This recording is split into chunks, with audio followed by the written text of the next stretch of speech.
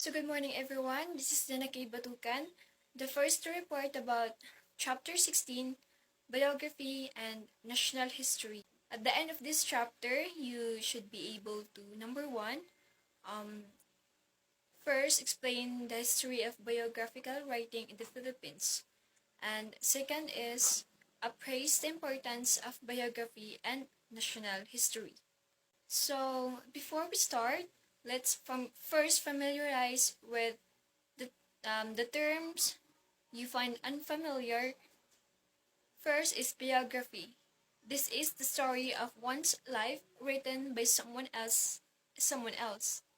Second is national history, the study of nations' past events, and the third is social context, physically and social setting in which people lived.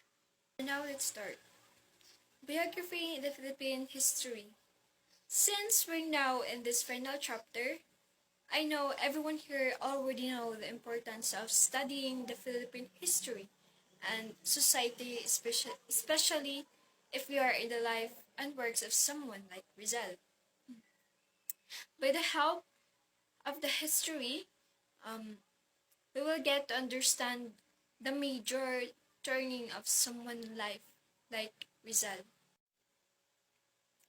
And did you know nga sa una ang biography, aside from the fact nga it was written in a Spanish language, ang biography sa una is more about mga missionaries nga nag-promote sa Catholicism in the Philippines, especially sa kanang mga natives. At the turn of the 20th century, the Philippine history noted the publication of the considered first biographies focusing on the life of the missionaries who worked in the evangelization of the natives. These Spanish written narratives can be read and religious chronicles and history citing the missionaries' important roles in the building churches or even bridges and fortresses. So, ang first biography nga gipublish dinhi sa Philippines during the 20th century is about sa mga missionaries nga ni-evangelize sa mga lumad sa una. And yes, gi-state sa katong mga biographies ang contribution sa katong mga missionaries sa pagtukod sa mga simbahan, tulay, and fortresses. Filipino biographies can only be found in the accounts of the Spanish priests who reported on how they defended Spain and the Catholic faith against the Filipino enemies.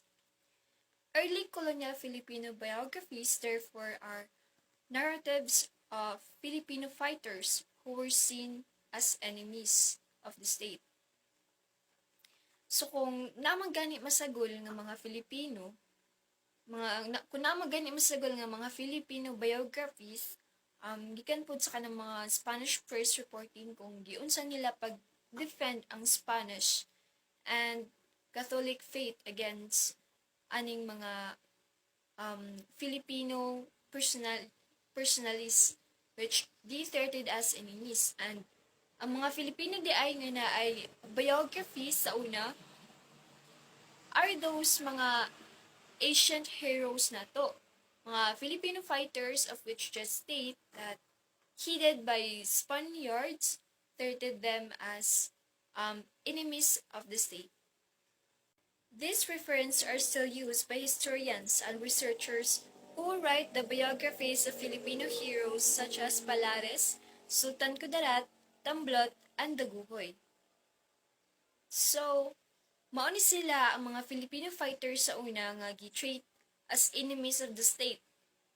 And now, let's start know who they are.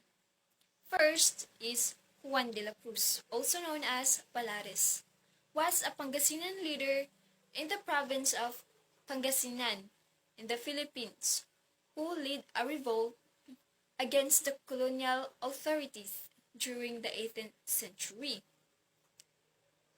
The upspring is known as the Polaris Revolt. So, based on my research sa nga, maudi ay nga gikontrahan ni siya sa mga Spanish priest kay siya ang leader sa rebellion sa Pangasinan known as Polaris Revolt. Second is Muhammad de Patuan Kudarat.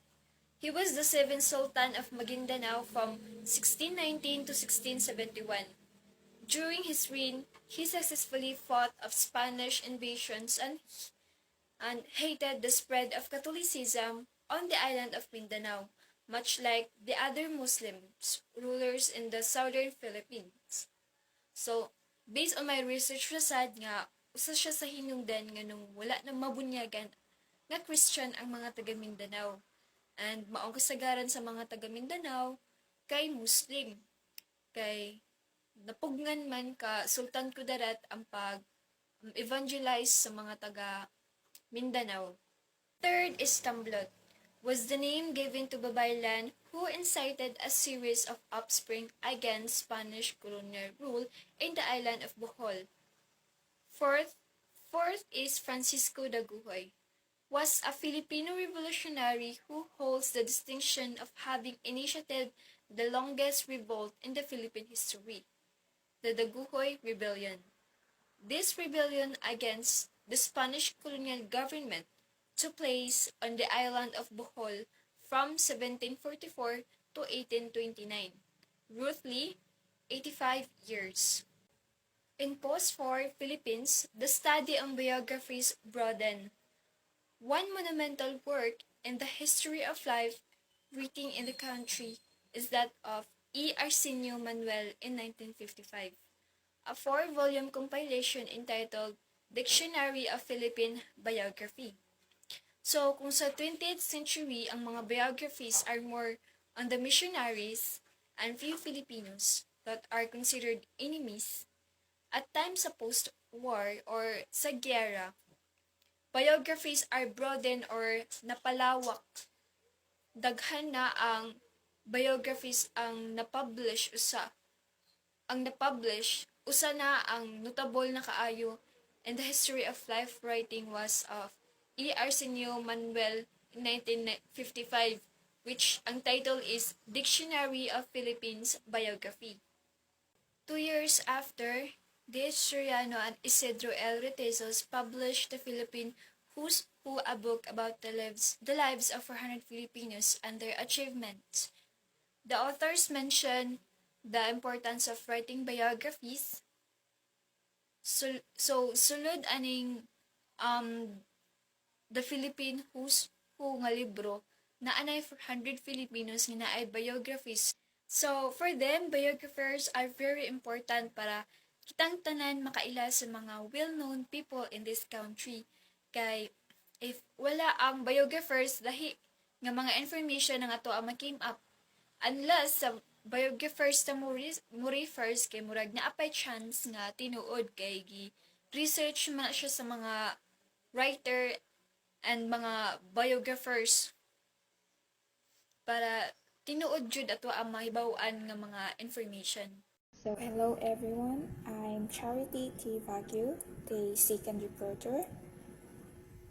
So after sa Philippine Who's Who allegation, so the National Historical Institute published its first book entitled Filipinos in History with its 5-volume project, and the preface of the book was written by Carlos Quirino.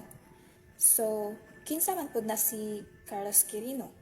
So, he is Carlos Felix Lozada Quirino, was renowned Philippine biographer and historian, and also he was a nephew of Philippine President Elpidio Quirino. So, familiar pud no sa kang President Elpidio Quirino kay naagian na nato sa ato ang high school life ba. So, okay. Along with Quirino is the director of the National Library, who said that scores of men and women have been buried in the obscurity of the past. Their lives have been resurrected from musty archives and forgotten volumes, and from the memory of the still living few, in order that their deeds may serve as a guide and inspiration to our people.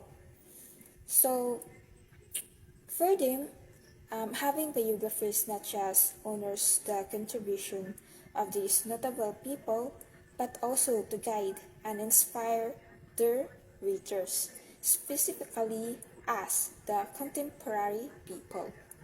So, like for example, the life of Rizal. So Rizal's life would be, of course, guide us. Yes, and like if we encounter same experiences as Rizal, so in that case, we know what to do, and also he inspired us to love our country. And then Great Filipino in History, published by historian and biographer Gregorio Zid in 1970. So he and his daughter, which is Sonia Zid, revised the book in 1988 with the title Rizal and Other Great Filipinos, featuring the biographies of the 40 heroes, foremost of which is Rizal. And what is the purpose of the revised book? So, the purpose of the revised book, as summed up by Sonia Zid, was to inspire the younger generations of Filipinos to love and serve their country. So, maura jud na ang kanang purpose sa ilang revise na book, ang ma-inspire ta to love and serve our country. So, today, many Filipino biographies have been written. Undoubtedly, Jose Rizal's life and works have always been the favorite subject of writers and biographers. Well, yes, kay indot man sa og kanang experiences si Jose Rizal. So, among the most known biographies of Rizal include the books of Austin Krieg, which is the lineage, life, and livers of Jose Rizal, Philippine Patriot, which was first published in 1913. Next is Carlos Quirino, his book entitled The Great Malayan in 1940. It is a comprehensive study of Rizal's life and works, and it was one of the first biographies written about him. So the book explores Rizal's childhood, his education in the Philippines and Europe, his writings and political activities, and his execution by Spanish colonial government. So followed by Rafael Palma, who published the book The Pride of the Malay Race in 1949. So this book delves into Rizal's life, his role in the Philippine Revolution, and his impact on the country's history and culture. So next, Rafael Palma is Leon Maria Guerrero in 1963. So Leon Maria Guerrero published the book The First Filipino Biography of Jose Rizal. This biography provides a comprehensive account of the life and achievements of Dr. Jose Rizal. So Guerrero's work delves into Rizal's childhood, education, writings, and his role in the Philippine Revolution against Spanish colonial rule. Next is Gregorio Zid. So published the book Filipinos at War, Resistance and Collaboration During the Japanese Occupation in 1981. So this book explores the experiences of Filipinos during the Japanese occupation of the Philippines during World War II. And then last is Austin Coates. So he was a British diplomat, writer, and historian who had a deep connection with Hong Kong and Southeast Asia. So he published the book Rizal, Philippine Nationalist and Martyr. So this biography focuses on the life and legacy of Dr. Jose Rizal. So maoto no ang mga most known biographies of Rizal. And then historical biographies therefore serve as means or tools to study the lives and experiences of Filipinos, particularly of Philippine heroes, from which one can learn and be inspired to serve the country. And that's all. Good day everyone, I am Bethel Embaring from BS Math 1A and I will be discussing the biography and national history. In history, it is always important to connect the individual's life story with the historical situation he or she was in. Remember that the goal of the study of a biography is to read a society through an individual's story. In the case of Jose Rizal, the study of his life proved that by reading his narratives, some of the national experiences can be reflected and identified. Studying an individual's biography in the context of their historical situation provides a deeper understanding of both the individual and the society they live in. This approach is often referred to as a socio-biographical approach. When we study a biography, we are not just learning about the individual's life, their achievements, and their struggles. We are also learning about the society they live in, the historical events that occurred during their lifetime, the cultural norms, the political climate, and the economic conditions. These external factors have a significant impact on shaping the individual's experiences, choices, and actions. For instance, when studying the biography of Jose Rizal, it's not enough to just know about his personal life and works. Understanding the Spanish colonial period of the Philippines, the oppression of the Filipino people, and the growing nationalist movement provides context to his writing and his role in the revolution. It helps us understand why his work were influential and why he was seen as a threat by the Spanish authorities. On the other hand, an individual's life and action can also provide insights into their society. The responses to the challenges they face can reflect societal attitudes and structures. For example, Rizal's decision to use his writing to expose the injustices of Spanish rule shows the power of literature and the press during that time. His execution by the Spanish authorities reveals the oppressive measures the colonial government was willing to take to suppress dissent. For example, is not complete without mentioning the Industrial Revolution and the American Revolution, which happened years before he was born. Rizal's life covers the period from 1861 to 1896. Therefore, it is inevitable to look into the events in the Philippines during the 19th century. Rizal's biography is indeed incomplete without considering the context of the Industrial Revolution and the American Revolution, which occurred before his birth. These historical events had a significant impact on the world, including the Philippines during the 19th century. In the Philippines, the Industrial Revolution had limited direct impact due to its status as a Spanish colony. However, it indirectly affected the country through global trade networks and the integration of the Philippines into the global economy. The introduction of new technologies and goods from industrialized countries influenced the local economy and society.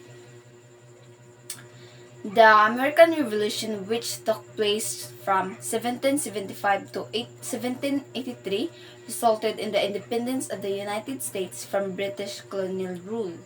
This event challenged the existing colonial powers and inspired movements for independence and self-determination in various parts of the world, including the Philippines. Rizal's life spanned from 1861 to 1896, a period characterized by significant political and social changes in the Philippines. It was a time of growing nationalism, calls for reform, and resistance against Spanish colonial rule. Rizal, as a writer, philosopher, and advocate for social change, played a crucial role in shaping the national consciousness, inspiring the Filipino people to fight for their rights and independence. So next is Philippines history. The rise in power of the Catholic Church, called by the Reformers as philocracy, the opening of the Suez Canal, and the Philippines to free trade, the liberal rule of Carlos Madilatori, the Cavite Mutiny of 1872 that resulted in the execution of Gumburza, and the founding of the propaganda movement in the 1880s were all significant in shaping Rizal's views and ideas.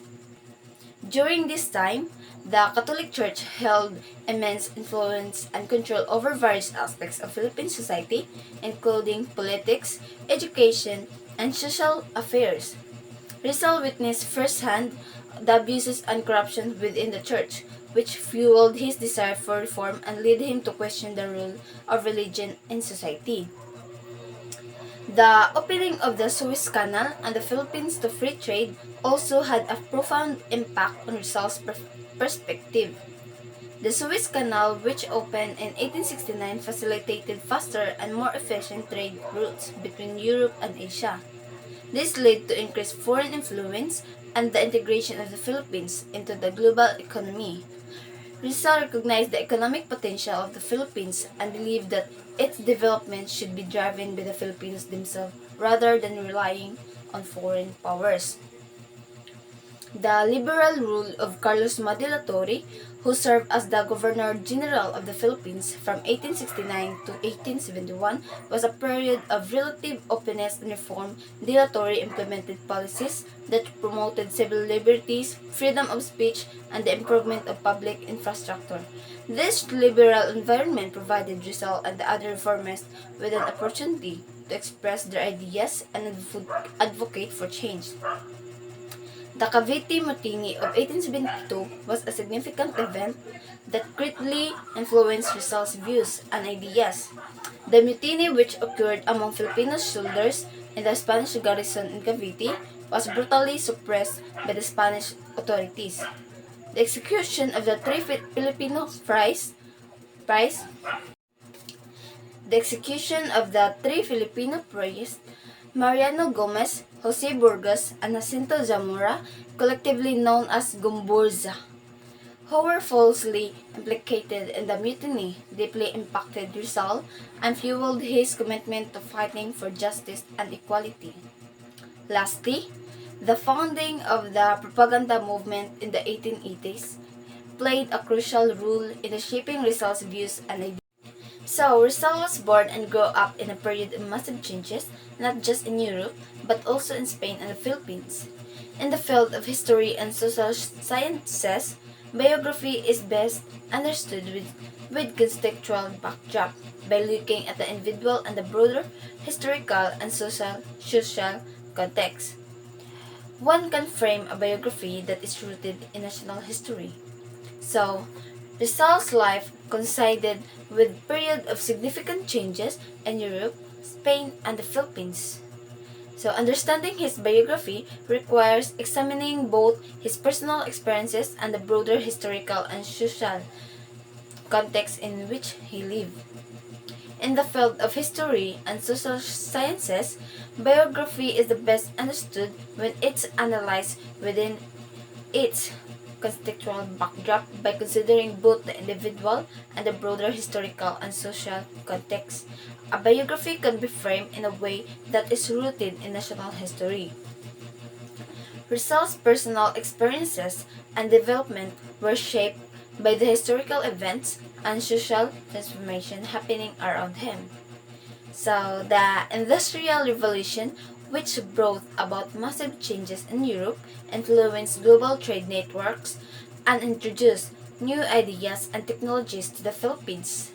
The American Revolution, with its ideals of liberty and independence, inspired movements for self determination in various parts of the world, including the Philippines.